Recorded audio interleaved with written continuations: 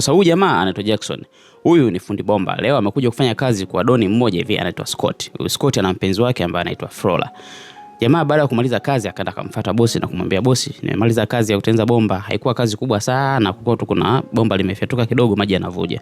Yule bosi akamwambia basi sawa, akamtolea kibunda cha pesa na kumtupa nacho kifuani, alafu akamwambia hiyo ni nauli yako. Jamaa akabaki anashangaa. Kibunda cha pesa chote hiki unanitupia alafu unaniambia ni nauli yangu? Jamaa kinyonge akainama akaichukua ile pesa na kutaka kuondoka. Lakini bibi Flora akabaki anamwangalia sana Jackson. Akamuuliza kwa nini mbona umefanya vile? Akamwambia huyo ni fundi wangu, nilimuita tu aje atengeneze bomba hapa. Kwa hiyo amesema kwamba haikuwa kazi kubwa, nimempa nauli yake kwa sababu tumemsumbua kutoka nyumbani mpaka hapa. Flora akamuuliza lakini amefanya kazi nzuri? Akamwambia ndio amefanya kazi nzuri. Haya, Jackson alirudi kwa mshikaji wake. Huyu jamaa Jackson yeye anaishi na rafiki yake. Akaanza kumuelezea jinsi alivyopata zile pesa na kumwambia kwamba kuna watu wana hela na wanadharau. Yaani nimefanya kazi, jamaa kanitupia kibunda cha hela. Hivi kweli kuna watu bado wanadharau kiasi hiki? Yaani mtu nimemfanyia kazi na bado sawa ni hela nyingi, lakini ndio anitupie kibunda kweli? Nyumbani kwa Flora kuna dada anaitwa Jema ambaye ni mfanyakazi wa ndani. Ameamka asubuhi anamuita Flora kwamba bwana kuna bomba limeharibika, maji yanamwagika ndani. Sijui shida ni nini lakini maji yanamwagika sana. Akamwambia kwa tunafanyaje? Akamwambia ngoja nimtafute fundi. Jema alivyoenda kwa mama mwenye nyumba, ambaye huyu mama aliwahi kuwa waziri wa hapo Nigeria. Kwa hiyo ni mama fulani mwenye hadhi na mwenye pesa, na Flora ni mtoto wa kishua. Mama anapiga simu, kila anapopiga simu haziiti. Kila fundi anayempigia fundi hapatikani. Mama akaanza kulalamika na kumlaumu Jema kwamba Jema ndo kahusika. Jema ndo kaharibu bomba kwa sababu Jema ndo alikuwa analitumia lile bomba na yeye ndo kaliharibu. Huyu binti anamwambia kila siku awe makini na kazi. Sijui kwa nini anafanya. Flora anamwambia mama usimfokee. Huyu anafanya kazi kwetu, anatusaidia kazi nyingi sana. Kwa nini unamtreat kama vile yeye ni mbwa tu? Unatakiwa muangalie naye ni binadamu. Uishi naye vizuri. Hamna. Yeye ndo kaharibu bomba. Huyu mimi nakwambia kila siku ni mzembe. Flora baada ya kukaa na kufikiria akaona yes nimekumbuka. Kuna kijana anaitwa Jackson alienda kumtengenezea maji mpenzi wangu. Hebu ngoja tumpigie simu aje atengeneze haya maji. Flora ikabidi achukue jukumu la kumpigia simu mpenzi wake ambaye ni Scott, kumwambia bwana tunaomba yule kijana ambaye alikutengenezea bomba aje atengeneze. Basi baadaye kweli Jackson alifika pale nyumbani kwa ajili ya kutengeneza ile bomba. Jackson akaanza kuhangaika na ile bomba. Nenda rudi, nenda huku, nenda rudi. Anauliza mara sijui kuna bomba liko nje, akaenda kutengeneza mara hivi mara. Baada ya kumaliza akamwambia bwana nimemaliza lakini hii shati yangu imetoka jasho sana, kwa hiyo naomba nibadilishe t-shirt. Akamwambia haina shida, unaweza tukabadilisha.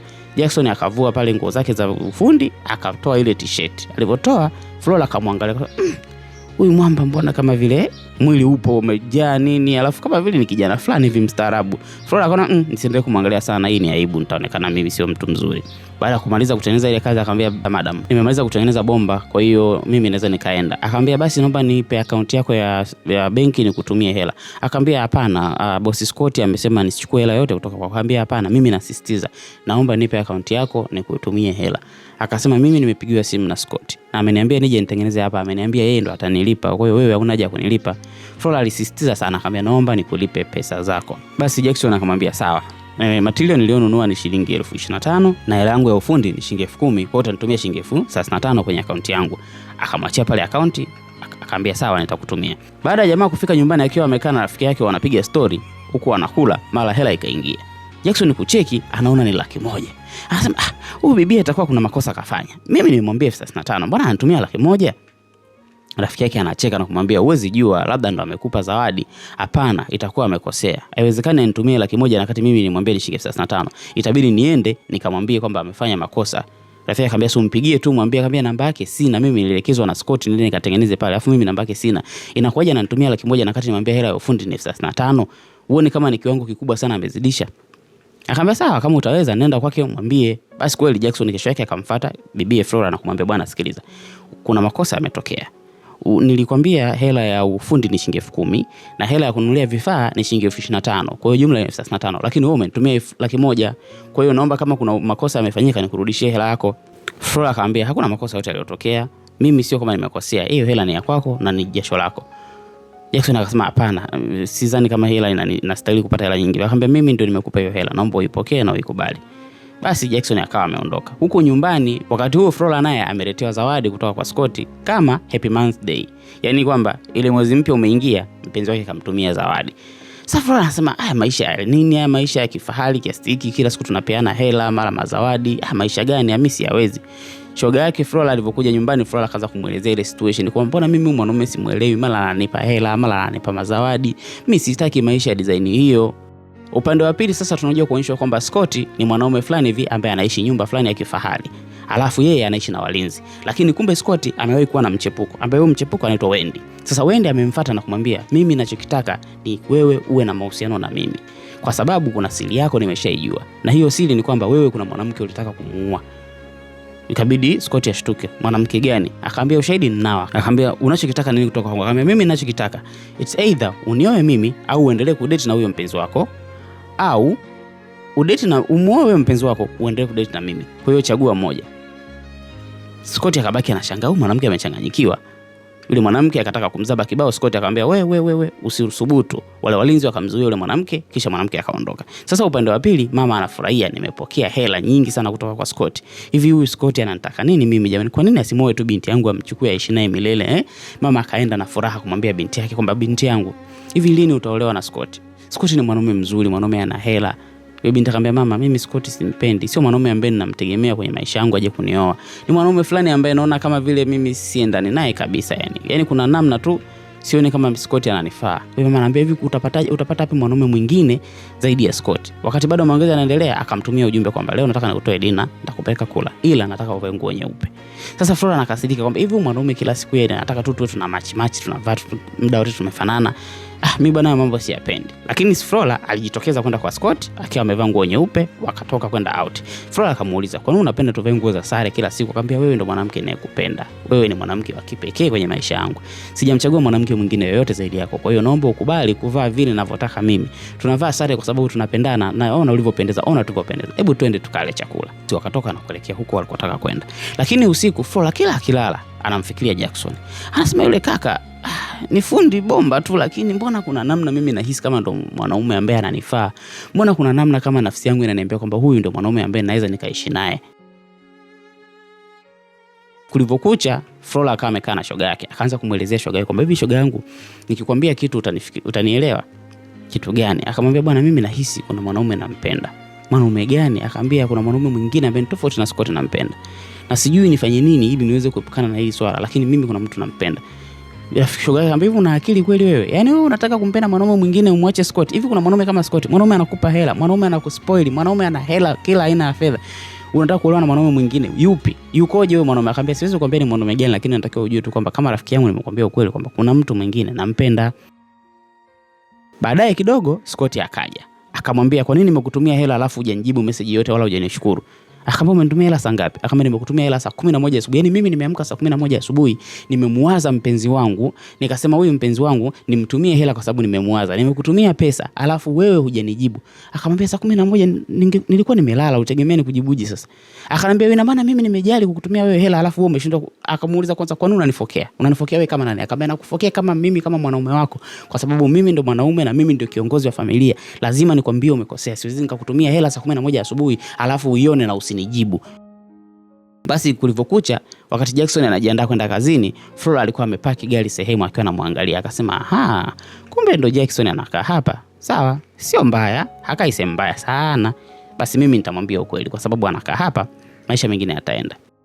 Sasa nyumbani Flora akiwa amekaa na mama yake wanakula. Flora anachezea sana apple. Muda wote analizungusha.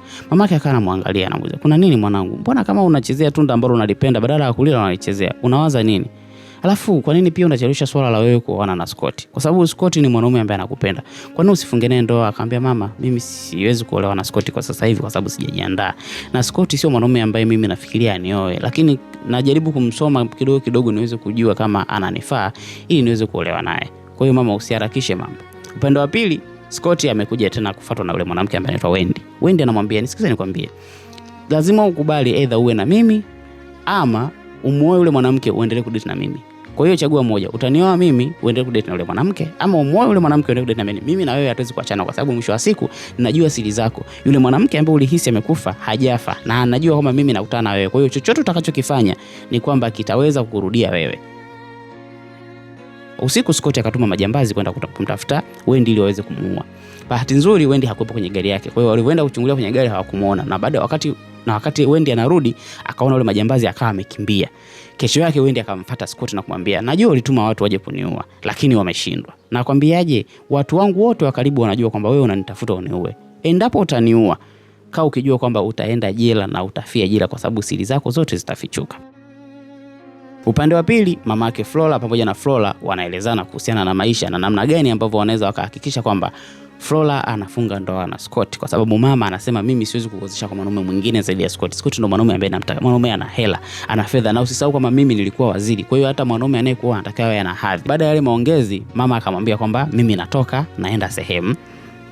At the same time muda huo wakati maongezi yanaendelea, akaja mfanyakazi wa ndani akamwambia pia na mimi natoka leo naenda kuwasalimia nyumbani kwa sababu leo ni weekend. Kwa hiyo Flora akawa amebaki nyumbani peke yake. Sasa akaanza kuwaza, nifanyeje ili Jackson aweze kuja nyumbani kwa sababu leo nimebaki peke yangu. Na nikimuita Jackson hapa maana yake tutakuwa wawili tu. Sasa nitafanyeje ili Jackson aweze kuja? Ikabidi Flora aingie nyumbani kwake, chumbani kwake na kwenda kufyatua bomba ili tu apate kisingizio cha kumuita Jackson. Akampigia simu Scott na kumwambia Scott, nyumbani kuna shida ya bomba, naomba namba ya Jackson ambaye yule ni fundi aje kunisaidia kutengeneza. Basi kweli Jackson akawa amefika. Jackson akafanya shughuli yake ya kutengeneza. Alipomaliza, Flora akaanza kumuofa chakula, Jackson akakataa. Akamuofa maji, Jackson akakataa. Akamwambia basi naomba ukae tuangalie movie, Jackson pia akakataa. Akamwambia basi kama ni hivyo naomba namba zako. Jackson kweli akawa amempa namba.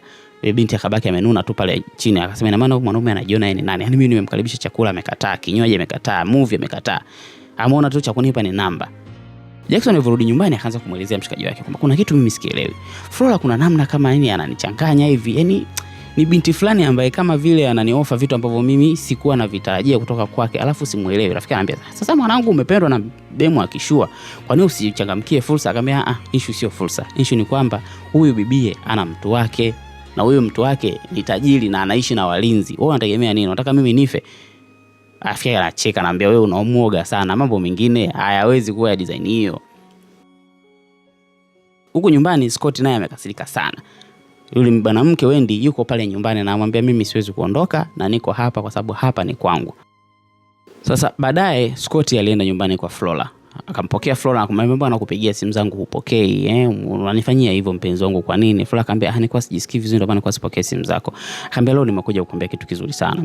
Mimi leo nataka nikwambie kwamba nimekuchagua wewe na nataka nikuoe. Kwa hiyo nimekuja kukuchumbia, kama uko tayari nikuoe naomba ukubali tuanze kutaratibu wa ndoa. Flora akamwambia hapana, mimi siko tayari kuolewa kwa sasa hivi. Akaondoka na kupanda gorofani. Scott akabaki analalamika, anamwambia mama, kwa nini kimetokea? Mama akamwambia sijui binti yako amefanya nini, lakini nitaongea naye kwa sababu hii sio hali ya kawaida. Sasa Scott amerudi nyumbani amekasirika. Kwa nini huyu mwanamke ananikataa mimi? Inakuaje ananikataa? Wendy akamfuata. Akamwambia analalamika nini? Akamwambia mwanamke ninayempenda amekataa nisimuoe. Akamwambia sasa ndo unanuna kwa sababu mwanamke unayempenda amekataa umuoe. Si unioe mimi si niko hapa. Akamwambia nisikize nikwambie. Mimi sikutaki na sijawahi kukutaka. Wewe ni mwanamke ambaye uniking'ang'anizi, unakuja hapa kwangu unalazimisha mahusiano, mimi sikutaki. Mwanamke ninayempenda yuko huko ametulia. Akamwambia nisikize na usinifokee, usirudie kunifokea. Wewe ni mwanaume tu wa kawaida, alafu usijifanye kama vile wewe unajua sana kunifokea mimi. Sitaki. Sasa upande wa pili Jackson akawa amekuta message amepigiwa na bosi wake Scott ili aweze kwenda pale nyumbani kwake. Baada ya kuwa amempigia sana Scott hajapokea simu. Kwa Jackson akachukua uamuzi wa kwenda kwa Scott pasipokuwa na taarifa. Alipofika pale akakuta Scott yuko na Wendy. Wendy amemshika mkono. Scott akamwambia bosi, niliona message yako kwamba unataka nije kuna tatizo. Lakini nimejaribu kupigia simu sana haujapokea, kwa hiyo nikasema bora tu nije. Samahani sana kwa kuja bila taarifa. Scott akamjibu nikwambie siku nyingine ukija kwangu bila taarifa nitadili na wewe. Naomba uondoke. Umepata wapi ujeuri wa kuja kwangu bila taarifa? Kama nimekupigia simu lakini ulikuwa haupokei. Kwa hiyo akaambia ondoka na usirudi tena. Siku nyingine usije hapa. Wendy kabidi aseme kwamba labda hakuweza kupokea simu kwa sababu tulikuwa tuna Scott kabaki anamwangalia tu. Jackson naye akamwangalia akamwambia kwa nini kinaendelea? Sasa kile kitendo kikawa kimemuumiza Jackson kwa sababu anafahamu Scott ana mahusiano na Flora. Na Scott sasa hivi ana mahusiano na mwanamke mwingine tena. Alafu wakati huo Scott anamnyanyasa sana yule mwanamke. Kwa hiyo akaona inaweza kuwa Flora hayuko sehemu sahihi. Baada ya Jackson kurudi nyumbani akaanza kuwa anamwambia rafiki yake kwamba bwana nimeenda nyumbani kwa bosi lakini nimekuta bosi na mwanamke mwingine. Na bosi huyo anatembea na Flora. Alafu Flora ni mwanamke mzuri tu, mstaarabu, hana shida. Kwa nini anamfanyia vile? Rafiki yake akamwambia bwana wa matajiri ndio walivyo. Mahusiano ya matajiri ni ya hovyo sana. Flora tena akaona hata leo lazima nimuite Jackson aje nyumbani. Haiwezekani Jackson ashindwe kuja nyumbani alafu nishindwe kumwambia anachotaka kumwambia. Kama kawaida akaenda bombani kwake, akafyatua bomba, akampigia simu Jackson akamwambia njoo nyumbani. Jackson alipokuja pale nyumbani, akaenda akamwambia bwana lile bomba lilikuwa nasumbua nimelitengeneza na kilichokuwa kimeharibika ni hiki ila mimi kazi yangu nimemaliza. Jackson alipotaka kuondoka, Flora akamuita akamwambia samahani naomba unisikilize. Mimi najua utanielewa vibaya lakini kiukweli nakupenda sana. yani nimetokea kuvutiwa na wewe, wewe ni mwanaume wa tofauti sana, halafu naona kama unafaa kuishi na mimi na ni mwanaume ambaye nimevutiwa na wewe. Najua ita sound vibaya, unaweza usinielewe, lakini huo ndio ukweli. Jackson akabaki mpigwa na butwatu. Kesho yake Jackson ikabidi sasa aende nyumbani akiwa sio fundi bali akiwa kama mgeni. Flora akamkaribisha na akamwambia leo nimekuandalia chakula. Ile siku nilikupa chakula ukakataa. Leo nataka ule chakula changu. Wakati dada anataka kunyanyuka, Jackson akamshika kumwambia nisikize nikwambie. Hata mimi nakupenda. Ila najua mimi ni fundi bomba tu. Mimi sio mtu ambaye naweza nikaishi na wewe. Sina malengo yote na wewe. Siwezi kukufikisha popote kusema kwamba nitakupa maisha mazuri. Wewe ni mwanamke ambaye ni wa kitajiri. Mama yako alishaikuwa waziri. Unaishi maisha mazuri. Mimi ni fundi bomba tu. Maisha yangu ni ya kawaida sana. Sidhani kama naweza nikaishi na wewe na nikawa na maisha mazuri kama ambavyo unafikiria kuwa na maisha mazuri. Akamwambia mimi sijakupenda kwa sababu ya maisha mazuri. Sijakupenda kwa sababu ya pesa. Nimekupenda wewe kama wewe, jinsi ulivyo na jinsi ambavyo tunaweza tukaishi tukawa na mahusiano mazuri. Kwa hiyo kama utaamua kunipenda, sawa. Kama hautaamua kunipenda kwa sababu unahofia hatutakuwa na maisha mazuri, sidhani kama hicho ni kitu sahihi. Basi Jackson na Flora walikiss pale na mwisho wa siku Flora akampandisha Jackson chumbani kwenda kufanya yao. Kesho yake rafiki yake anamfokea, anamwambia hivi wewe kwa nini unashindwa kumpokelea simu Scott? Scott ni mwanaume ambaye anakupenda na Scott ameahidi kukuoa alafu umemkataa. Hivi kwa nini umeamua kumkataa Scott? Akamwambia nisikize, wewe ni rafiki yangu lakini kama utakuja hapa kunipangia mambo sitokuelewa. Yaani kwa kama tu unataka kunipangia mambo sitokuelewa. Naomba uniache. Sasa huku Jackson pamoja na Flora mapenzi yameiva, kila siku wanaongea kwenye simu. Mwisho wa siku sasa Flora akapata ujauzito. Ameenda kumwambia mama yake, "Mama, mimi nina ujauzito." Mama yake anamuuliza, "Una ujauzito? Ujauzito ni wa nani?" Akamwambia, "Mama, najua nikikwambia hutonielewa, lakini huu ujauzito sio wa Scott. Ujauzito ni wa Jackson." Akamuuliza, "Jackson yupi?" Akamwambia, "Jackson yule fundi bomba." "Fundi bomba? Umepata ujauzito kwa fundi bomba? Hivi kweli wewe una akili? Yaani wewe unakupata ujauzito kwa kijana wa hovyo, maskini ambaye hana mbele wala nyuma, ndio unaenda kupata mimba yake?" Wakati wanaongea rafiki yake akaja. Akamwambia, "Na wewe ulikuwa unajua kwamba shoga yako ana mimba ya fundi bomba?" Shoga yake hana cha kuongea. "Yaani mmenidhalilisha sana, umenidhalilisha vya kutosha. Kweli wewe unakuwa na ujauzito wa fundi bomba?" Akafoka mama pale, mwisho wa siku akaondoka. Flora ikabidi ampigie Jackson na kumwambia kwamba bwana, nyumbani huko kisanga kimekuwa kikali, mama amekasirika na mimi nataka nije kuishi na wewe. Akamwambia, "Umekuja kuishi na mimi kivipi? Maisha yangu ni magumu mno." Akamwambia, "Haina shida, mimi nitakuja." Mama akaja anamfokea Flora, anamwambia, "Umenidhalilisha sana. Yaani umeenda kuzaa na mwanaume ambaye mimi nisikize nikwambie, hakikisha hiyo mimba unaitoa, usije ukanidhalilisha kwa sababu kabla Scott hajajua ukweli, hiyo mimba hiyo imeshatoka. Huwezi kuwa na mimba ya mwanaume ambaye hana mbele wala nyuma na wakati kuna mwanaume tajiri anataka kukuoa, alafu anataka kuachana naye hivi hivi. Nisikize nikwambie, mimi kama mama yako nakwambia hivi, hiyo mimba utaitoa." Akamwambia, "Mama, mimi mimba siitoi na kama unataka mimi niondoke hapa naondoka kwa sababu haiwezekani unanifokea kila siku kwa sababu ya maamuzi ambayo nimeyafanya na mimi ni mtu mzima nimeshafanya maamuzi." Akamwambia, "Unataka kuondoka? Ondoka." Flora kweli akaingia ndani na kufuata mabegi yake na kutoka. Alipotoka mama yake akamwambia, "Nisikilize, nipe funguo za gari kwa sababu hata hiyo gari nikununulia mimi. Kama unaondoka, hakikisha kwamba unaondoka wewe kama wewe. Funguo za gari niachie." Kweli Flora akaondoka na kumfuata Jackson na kumwambia, "Jackson, nisikize nikwambie. Nimeondoka nyumbani kwa sababu wanalazimisha kuolewa na mwanaume ambaye mimi simpendi. Wanalazimisha kuishi maisha ambayo siyapendi. Nimekuja kuishi na wewe, tuanze upya." Jackson akamwambia, "Mimi maisha yangu ni maskini sana. Maisha yangu ni magumu mno. Kwa nini umeamua kuja huku? Uone kama hapo utateseka?" Flora akamwambia, "Mimi siangalii utajiri wala siangalii, nataka tuanze upya, tuishi kwa amani, tupendane. Utajiri tu utakuja wenyewe." Basi Jackson kweli na Flora wakaanza kuishi pamoja. Upande wa pili, Scott amekasirika sana. Kile kitendo kinamuumiza. Huku Wendy naye anaendelea kumsumbua. Mwisho wa siku sasa Scott akaona hata huyu mwanamke atanitesa sana, akaamua kumuua. Alivyomuua, kumbuka kwamba Wendy alimwambia kwamba kuna taarifa watu wanajua kwamba in case hatatokea atapata matatizo yote Wendy, basi ukweli utafichuka. Upande wa pili, Flora anaamka nyumbani anakuta amefukuzwa kazi. Kwa sababu mama yake ameenda kumfukuzisha kazi kwenye kampuni ambayo alikuwa anafanya. Ikabidi Flora amwambie Jackson kwamba kiukweli nimefukuzwa kazi. Kwa hiyo sasa tunaanza kuishi maisha ya kimaskini halisi, mimi na wewe. Jackson na Flora walianza kuishi maisha magumu sana. Na mwisho wa siku Scott baada ya kuona kwamba mambo yamezidi kuwa magumu, ikabidi amfuate Flora na kumwomba msamaha kwamba naomba turudiane. Flora akamwambia, "Mimi siwezi kuishi na wewe kwa sababu mimi sikupendi. Nampenda Jackson na Jackson ndo mwanaume ambaye nimechagua kuishi naye." Scott akamwambia, "Nisikize nikwambie, nitaelea hiyo mimba na nitakulea na wewe. Rudi nyumbani, nitakupa kila kitu. Hata kama watatu tukaishi Ulaya, tukaishi popote pale, tutaenda kuishi. Naomba tuje tuishi pamoja." Akamwambia, "Hapana, wewe sio mwanaume ambaye nimekuchagua. Mimi nimemchagua Jackson. Haijalishi ni maskini, haijalishi ana uwezo. Nimemchagua yeye na mimi nitaishi na yeye." Baada Scott kuna vile akaona bora atume majambazi kuja kuvamia kwenye ile nyumba ya Jackson. Lakini bahati nzuri walipofika pale hawakukuta kitu chochote. Mwisho wa siku, baada ya siku kupita, taarifa zikatoka kwamba Scott amekamatwa kwa kesi ya mauaji pamoja na kuuza madawa ya kulevya. Na wakati huo huo Jackson pamoja na Flora wakawaenda kwa mama yao kwenda kumomba msamaha mama yake Flora. Mama yake Flora akasema mimi ndo natakiwa niombe nyinyi msamaha kwa sababu mimi nilikosea, nilimlazimisha binti yangu aolewe na mwanaume ambaye hakuwa sahihi. Kwa hiyo naomba mnisamehe na naomba muanze kuishi maisha sasa yale mazuri, niwapatie mtaji, mtaanzisha biashara. Flora utarudi kazini kwako, Jackson na wewe patiwa mtaji, utakuwa na biashara nzuri tu, kwa hiyo maisha yatakuwa mazuri. Mwisho wa siku Jackson pamoja na Flora walienda kuishi maisha mazuri na yenye furaha. Hii movie inaitwa The Plumber kutoka kwa Nigeria. Mimi naitwa Amani Kilaha. See you in the next episode. Bye bye.